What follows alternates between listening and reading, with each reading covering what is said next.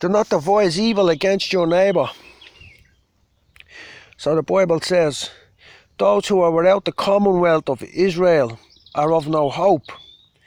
So if I was to turn around and say I was a general or something, and I was to say, right, I'm taking the Republic of Ireland back to the commonwealth, I wouldn't be devising evil against the Republic, the people in the Republic. I would be plotting a good thing, because you are no hopers now in the eyes of the Lord. So if the military in Ireland were to turn around and to incorporate itself into the British Army, the Commonwealth, they would be devising a good thing. They would have more powerful instruments to do their job. They would be doing the Lord's work to return to the Commonwealth, come out of the darkness into the light, the rising of the kings, and the Gentiles shall come into the light, it says in the Bible. So right now, we're without the Commonwealth here in the Republic, so we're no hopers. In the eyes of the Lord, there's no hope for us. Now, as a man, a Gaelic man, I can't sit still by matter of conscience and duty and allow the next generation to walk into the darkness of no hope and to give up on hope. A lot of people say never give up hope. So why have our ancestors allowed themselves to give up hope and be strangers from the covenant, strangers from the commonwealth and the empire of the Gaels, the angels?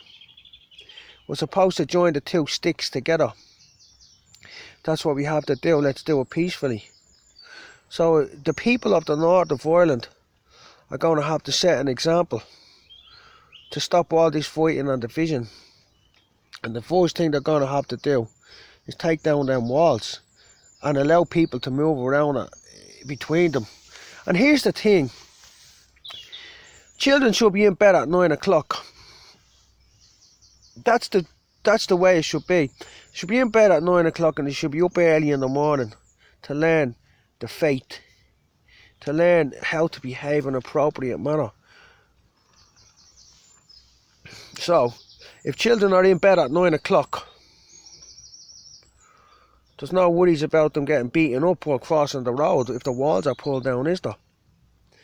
And if I take two busloads of Catholic and Protestant children from two areas, and I bring them into a big hall and I tell them all, don't speak, no, don't say a word. I take them from all over Belfast, and I put them all on a bit load of coaches, and I put the Catholics on one side and the Protestants on the other, and I say, mingle. I say, go over there and stand all you young lads, go over that side of the room and stand beside a pretty girl that you like. All the boys would walk over the other side of the room and stand next to a pretty girl. Don't speak, don't speak. And they say nothing. They don't utter a word that they've been taught by the thick parents. And I look across that room, if I was standing up on a stage or something and I looked across that room, I would not be able to differentiate between a Catholic and a Protestant. The only thing that would be different is if they start talking to one another and spouting out the shite that they've learned from their parents. That would be the only way that they'd be able to identify as Catholic and Protestants. So if they kept their mouth shut and I was looking at them, all I'd see is children, young boys and young girls who have a lot to learn from the Commonwealth. To give them hope in the darkness. That's what it's about. So all this marching bollocks, and this is the thing. The Battle of the Boyne, there's no evidence for it. They say there's evidence, but you can't see it. There's no museum down the road with loads of cannonballs, musket shots or any of shit. And the Battle of Clontarf, there's no evidence for it. But what there is evidence for is the great Commonwealth of Israel It's evident all across the world that our ancestors created, the ancestors of the Catholics and the Protestants, of the North, the South, of Britain and Ireland. The sticks need to be joined back together. Stop all that fucking marching. March for the Commonwealth. March across the face of the earth. But the furthest east. And pull down the heathen fucking temples that have divided us for so long in the lies. And return this island to its tropical, beautiful climate. All them spires of all them cathedrals and them churches are fucked about with the weather. The children, the generation of Enoch, they don't deserve it. So stop teaching them to fucking hate and teach them to love. Do not devise evil against your neighbour.